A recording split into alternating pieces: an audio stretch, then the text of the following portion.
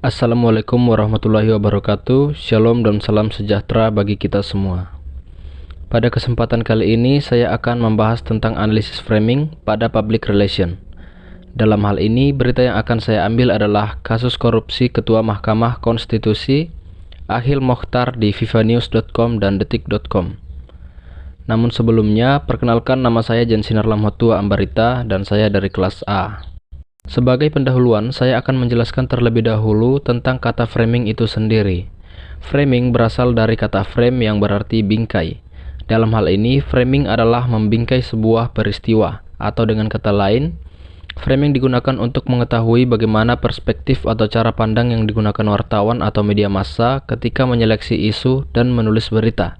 Untuk contoh sederhananya, framing itu diibaratkan seperti jendela dalam sebuah rumah. Artinya, pandangan kita akan terbatas oleh jendela itu. Setiap peristiwa jika dilihat dari frame yang berbeda biasanya akan menyuguhkan cerita yang berbeda pula. Itu sama saja seperti sesuatu yang terlihat dari jendela rumah A sangat mungkin berbeda dari apa yang terlihat dari jendela rumah B. Dalam konteks media juga demikian. Dalam melaporkan berita, masing-masing media memiliki kemampuan dalam mengonstruksi dan membingkai sebuah realitas. Oleh sebab itu, peristiwa yang sama berpotensi dikonstruksi berbeda oleh beberapa media massa. Jurnalis atau wartawan bisa jadi mempunyai pandangan dan konsepsi berbeda dalam melihat suatu peristiwa yang diwujudkan dalam teks berita. Dalam media, penulisan sebuah berita sebagai bentuk konstruksi dari hal bernama realitas ternyata tidak sama dengan realitas yang dikonstruksi. Sebuah proyek yang dikonstruksi tentu saja tidak sama dengan hasil konstruksinya. Artinya, berita yang disampaikan dalam media ternyata menyimpan subjektivitas penulis. Isi dan substansi sebuah berita sebelum disampaikan kepada publik sudah terlebih dahulu diolah dan dikonstruksi sesuai dengan kepentingan penulis, wartawan, ataupun lembaga medianya. vivanews.com dan detik.com adalah dua portal berita online yang sama-sama memiliki perhatian cukup tinggi terhadap sebuah realitas hukum. Namun tidak dapat dipungkiri juga perbedaannya dalam mengonstruksi sebuah realitas hukum. Meskipun masing-masing media memberitakan topik yang sama, akan tetapi dapat dicermati ada pembingkaian yang berbeda dalam penulisan berita-berita tersebut, sehingga memberikan maksud dan arti yang berbeda pula. Selain perhatiannya yang cukup tinggi terhadap dinamika dalam negeri, kedua media tersebut juga memiliki jaringan media yang mampu membentuk rantai informasi secara mudah. vivanews.com memiliki hubungan yang erat dengan media televisi Antv dan TV One yang dipimpin oleh Abu Rizal Bakri, sedangkan detik.com merupakan bagian dari Trans Corporation yang menaungi dua media televisi Trans TV dan Trans 7 yang dipimpin oleh Khairul Tanjung. Metode penelitian ini menggunakan pendekatan kualitatif. Pendekatan kualitatif ini merupakan prosedur metode penelitian yang menghasilkan data deskriptif berupa kata-kata tertulis atau lisan dari orang-orang dan perilaku yang diamati. Pendekatan kualitatif ini diambil karena peneliti akan berusaha menelaah atau menganalisa fenomena media dalam mengonstruksi suatu kasus atau realita menjadi berita.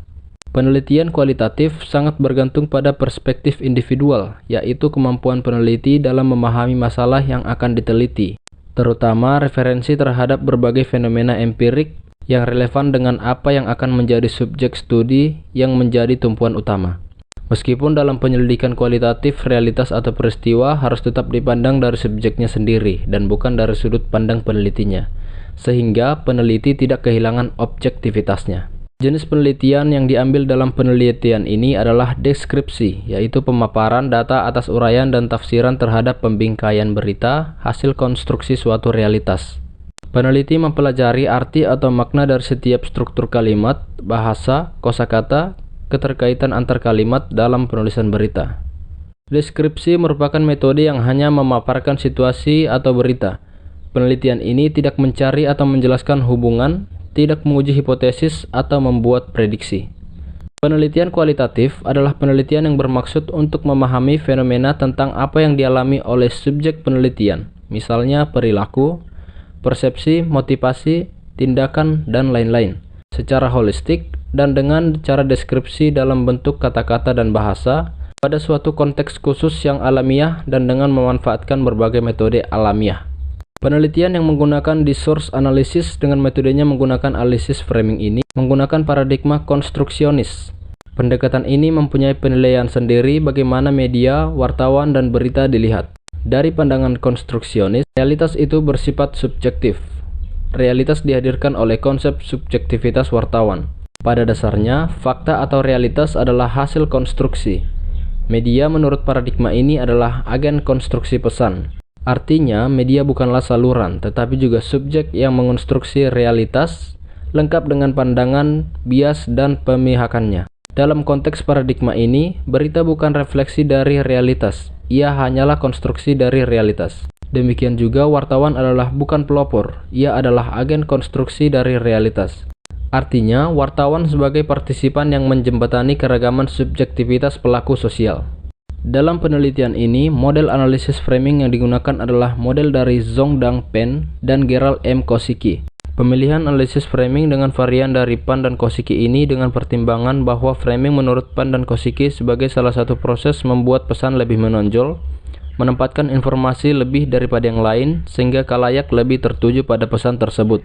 Dengan pemaknaan lain, framing diartikan sebagai satu strategi atau cara wartawan dalam mengonstruksi dan memproses peristiwa untuk disajikan kepada khalayak.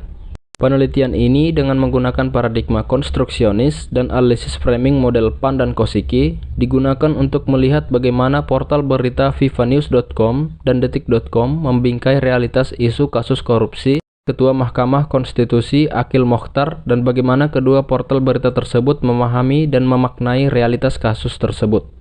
Objek penelitian ini adalah teks berita tentang kasus suap Ketua Mahkamah Konstitusi Akhil Mokhtar di situs berita online vivanews.com dan detik.com tanggal 4 Oktober 2013. Pemilihan vivanews.com dan detik.com sebagai objek penelitian dengan pertimbangan bahwa kedua portal berita tersebut berskala nasional. Di samping juga, kedua media online tersebut menaruh perhatian terhadap adanya kasus korupsi Akhil Mokhtar. Data penelitian ini diperoleh dari data primer dan data sekunder. Data primer diperoleh dengan cara mengumpulkan dan mendokumentasikan berita mengenai pemberitaan yang berkaitan dengan kasus suap Ketua Mahkamah Konstitusi Akhil Mokhtar pada vivanews.com dan detik.com tanggal 4 Oktober 2013 yang kemudian dipilih sesuai dengan tema yang diambil dengan menggunakan teknik checklist. Selanjutnya, data atau teks berita yang sudah ada dianalisis menggunakan framing model Pan dan Kosicki. Adapun data sekunder dapat dilakukan dengan mencari data dari berbagai sumber seperti buku, internet, tesis, artikel, jurnal, dan lain-lain untuk dijadikan acuan. Kecepatan penyampaian berita menjadi salah satu kelebihan media online. Setelah diupload, berita tersebut langsung bisa diakses semua orang. Namun, karena mengejar kecepatan itulah yang terkadang menjadi penghambat kelengkapan penulisan berita di media online. Banyak media online yang seringkali mengabaikan kaidah-kaidah penulisan berita yang baik dan benar dengan memenuhi kelengkapan 5W+1H yang merupakan syarat kelengkapan dalam penulisan berita. Dilihat dari keseluruhan analisis framing terhadap berita mengenai kasus korupsi Ketua Mahkamah Konstitusi Akhil Mokhtar, penulis menemukan berita yang dimuat di portal berita detik.com banyak sekali yang mengabaikan kaidah-kaidah penulisan berita yang baik dan benar. Banyak berita yang tidak memuat beberapa unsur dalam struktur skrip, seperti ketidakjelasan tempat atau unsur where, why, dan how, sehingga informasi dan data dalam berita yang bersangkutan menjadi tidak berimbang. Hal ini di satu sisi bisa dilihat sebagai kekurangan, namun di sisi lain, karena kebiasaan pembaca pada umumnya adalah headline reader atau lead reader, termasuk juga pembaca media cetak atau koran, maka tubuh berita biasanya diformat dalam bentuk singkat dan padat, sedangkan kelengkapan informasi tetap terjaga karena ada berita atau tulisan terkait. Dari semua berita yang menjadi objek analisis framing penulis, ada sudut pandang yang berbeda antara vivanews.com dan detik.com dalam melihat kasus korupsi Ketua MK Akhil Mokhtar. Masih sangat terlihat ada keberpihakan memilih sudut pandang. Hal ini semakin mengukuhkan bahwa media bukanlah ruang netral yang tidak memuat pertarungan kepentingan dan penggiringan opini publik. Dilihat dari teori ekonomi politik media, vivanews.com yang memiliki hubungan erat dengan media televisi Antv dan TV One masih sangat tunduk kepada pemilik modal, yaitu Abu Rizal Bakri yang juga sebagai ketua Partai Golkar. Sebagai pemilik saham, Abu Rizal Bakri memang tidak sangat bersentuhan dengan vivanews.com. Melihat kenyataan yang seperti ini, tentu ada rasa keberpihakan tersendiri yang dilakukan oleh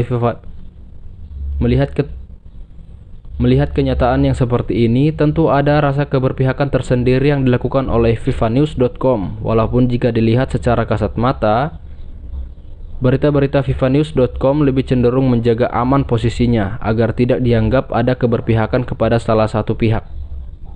Ini menjadikan media massa yang seharusnya objektif mempertahankan netralitas dengan mendahulukan kepentingan masyarakat umum menjadi tergadaikan ketika dihadapkan pada kepentingan ekonomi dan politik media.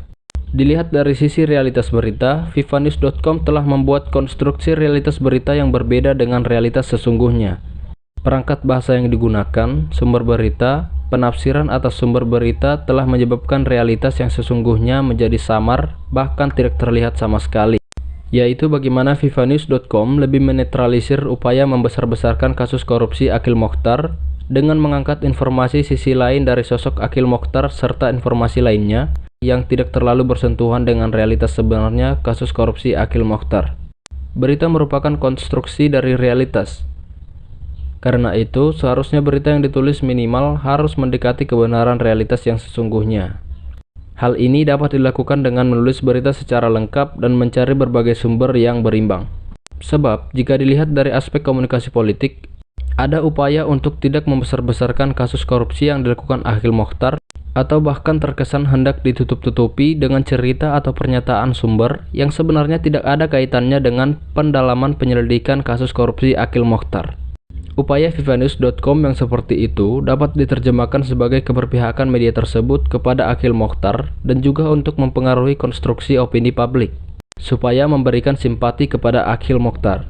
Dengan demikian, sebagai sebuah situs berita yang semestinya objektif dan tidak memihak, vivanews.com telah gagal menjalankan kewajibannya untuk menyampaikan berita yang objektif dan gagal memposisikan diri sebagai pihak yang netral. Seperti disampaikan di awal, penulis berita di detik.com seringkali mengabaikan prinsip atau kaidah-kaidah penulisan berita yang baik dan benar. Hal ini tentu berbeda dengan Vivanews yang lebih lengkap dalam penyampaian beritanya. Detik.com seperti yang ditemukan Ansori dalam kajiannya tentang analisis framing 4 portal berita online di Indonesia, bahwa konstruksi berita-berita yang disampaikan di detik.com lebih menggunakan sintaktik koherensi global dengan konteks kecenderungan waktu liputan. Hal ini terkait dengan konsep kanalisasi yang lebih memperhatikan konteks kecepatan sebagai ciri jurnalistik online. Setelah dilakukan analisis framing terhadap pemberitaan mengenai kasus korupsi Ketua Mahkamah Konstitusi Akhil Mokhtar, jika ditinjau dari aspek komunikasi politik, detik.com terlihat lebih menekan ideologi dan kepentingan kelompok media dan bahkan tidak digemori oleh kepentingan pihak tertentu. Itu pula jika dilihat dari teori ekonomi politik media, detik.com dalam pemberitaannya tidak memasukkan kepentingan pemilik media. Detik.com lebih objektif dalam menyampaikan beritanya.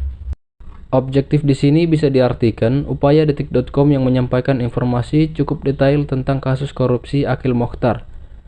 Selain itu, seolah hendak memberikan semangat baru kepada masyarakat, khususnya pembaca. Dari berita yang disampaikan detik.com juga memberitakan secara jelas dan detail upaya KPK dalam memberantas korupsi. Paling tidak untuk mengurangi tingkat angka tindak pidana korupsi di Indonesia. Sedangkan jika dilihat dari tinjauan realitas berita, portal berita detik.com sudah berupaya membangun konstruksi media yang mendekati realitas yang sesungguhnya.